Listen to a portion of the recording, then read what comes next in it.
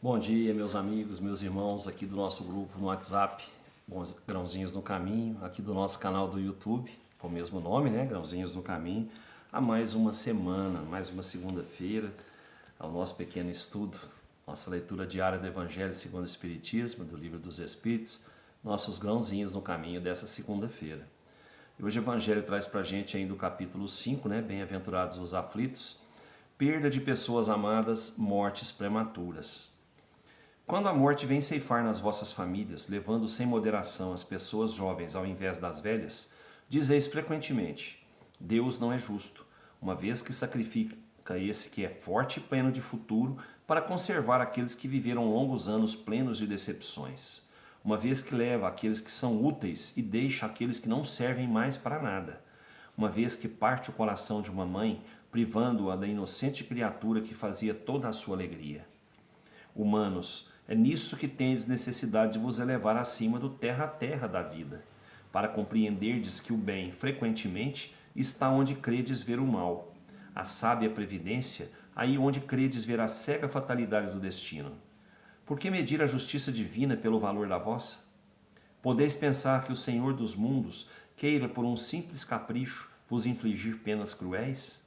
Nada se faz sem um objetivo inteligente, e qualquer que seja ao que se chegue, cada coisa tem sua razão de ser. Se perscrutasseis, melhor todas as dores que vos atingem, nelas encontraríeis sempre a razão divina, razão regeneradora, e vossos miseráveis interesses seriam uma consideração secundária que relegaríeis ao último plano. Crede-me, a morte é preferível para a encarnação de 20 anos a esses desregramentos vergonhosos que desolam as famílias honradas, partem o coração de uma mãe e fazem, antes do tempo, branquear os cabelos do pai. A morte prematura, frequentemente, é um grande benefício que Deus concede àquele que se vai e que se encontra assim preservado das misérias da vida ou das seduções que teriam podido arrastá-lo à sua perdição. Aquele que morre na flor da idade não é vítima da fatalidade, mas Deus julga que lhe é útil não permanecer por mais tempo na terra. É uma horrível infelicidade, dizeis, que uma vida tão plena de esperança seja tão cedo cortada. De quais esperanças quereis falar? Das da terra, onde aquele que dela se vai teria podido brilhar, construir seu caminho e sua fortuna? Sempre essa visão estreita que não pode se levar acima da matéria. Sabeis qual seria a sorte dessa vida tão plena de esperanças, segundo vós? Quem vos diz que ela não poderia ser cheia de amarguras? Contais, pois, por nada as esperanças da vida futura, já que preferis as da vida efêmera que arrastais sobre a terra? Pensais, pois, que vale mais ter uma posição entre os homens que entre os espíritos bem-aventurados? Regozijai-vos ao invés de vos lamentar, quando apraz a Deus retirar um de seus filhos desse vale de misérias.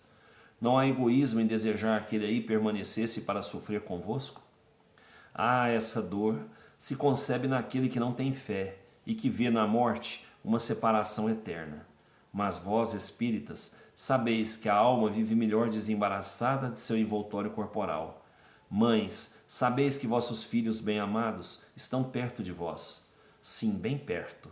Seus corpos fluídicos vos cercam, seus pensamentos vos protegem, vossa lembrança os embriaga de alegria.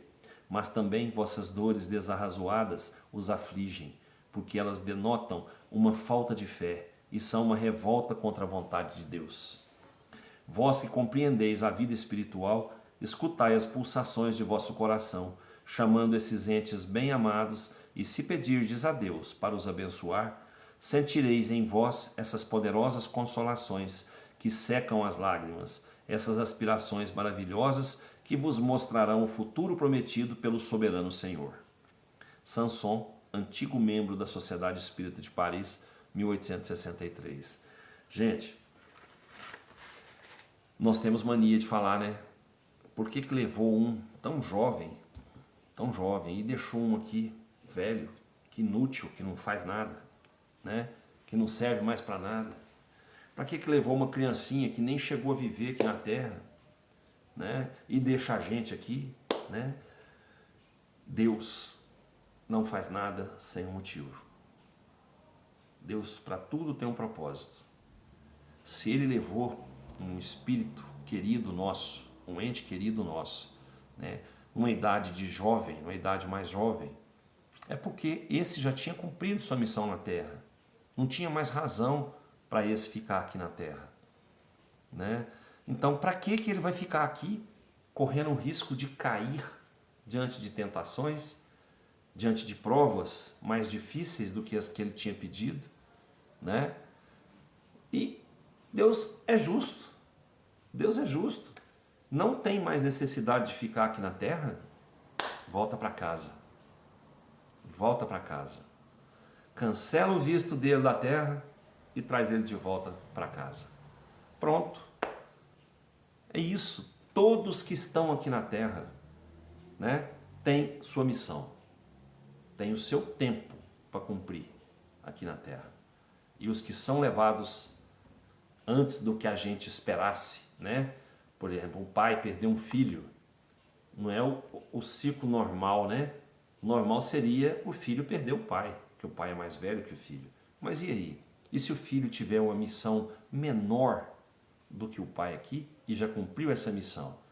Por que ele haveria de ficar aqui na Terra sofrendo, passando o que passa aqui na Terra, né? Sendo que ele já cumpriu o que ele tinha que cumprir e fez o merecimento de voltar para casa, né? Às vezes a criança vem para completar um pedacinho que faltava, né, na sua prova para poder crescer, né, e não completou da encarnação passada. Aconteceu alguma coisa, ela não completou. Aí ela vem agora para completar, né, e cumprir aquilo que ela tinha que cumprir, que seja por pouco tempo, né? Então, gente, não adianta, não adianta. Nós somos egoístas? Somos. Nós queremos que todos fiquem com a gente? Queremos. É parte da condição humana, né? Mas Deus sabe o que cada um necessita, o que cada um tem que passar, o tempo que cada um tem que ficar aqui nesse planeta de provas e expiações. Então não vamos reclamar de nada. Todos os espíritos que não são caros vão continuar sendo ao nosso redor espíritos que vão cuidar da gente, que vão ajudar a gente na nossa caminhada. A gente não vai estar aqui vendo eles materialmente, mas eles vão estar aqui, né, em espírito para nos ajudar na nossa caminhada. Então vamos agradecer ao Pai essa oportunidade que Ele deu para esse espírito voltar para casa, né? Parar de sofrer o peso da matéria, o peso da carne e voltar para casa. Tá certo? Livro dos Espíritos traz para a gente hoje, falando no capítulo 4, no capítulo 1 do livro 4, Penas e Gozos Terrestres, a perda de pessoas amadas. Olha aí, nós estamos também juntos, hein? Questão 934. A perda de pessoas que nos são queridas não é uma daquelas que nos causam um desgosto tanto mais legítimo por ser irreparável e independente de nossa vontade? Essa causa de desgosto atinge tanto o rico quanto o pobre. É uma prova ou expiação, e a lei comum. Mas é uma consolação poder comunicar-vos com vossos amigos pelos meios que tendes, esperando que para isso tenhais outros mais diretos e mais acessíveis aos vossos sentidos. Gente, é o que eu falei agora numa leitura do Evangelho. Os Espíritos, eles não nos abandonam. Eles não nos abandonam. Eles vêm se comunicar com a gente da maneira que podem se comunicar e da maneira que nós poderíamos receber essas comunicações, através das psicografias, através da psicofonia, né? Então, nós temos condições de conversar, né, com aqueles que foram para o plano espiritual mais cedo que nós, né? Então, se essas pessoas nos eram caras e nós éramos caros para essas pessoas, essa ligação vai permanecer, né? Por quanto tempo a gente não sabe, mas que essa ligação vai permanecer muito tempo. Enquanto a gente tiver o sentimento, né, que atraia esse espírito para perto da gente, né, a gente vai ter um meio, né, que seja a psicofonia, a psicografia, a vidência, para a gente manter comunicação com eles.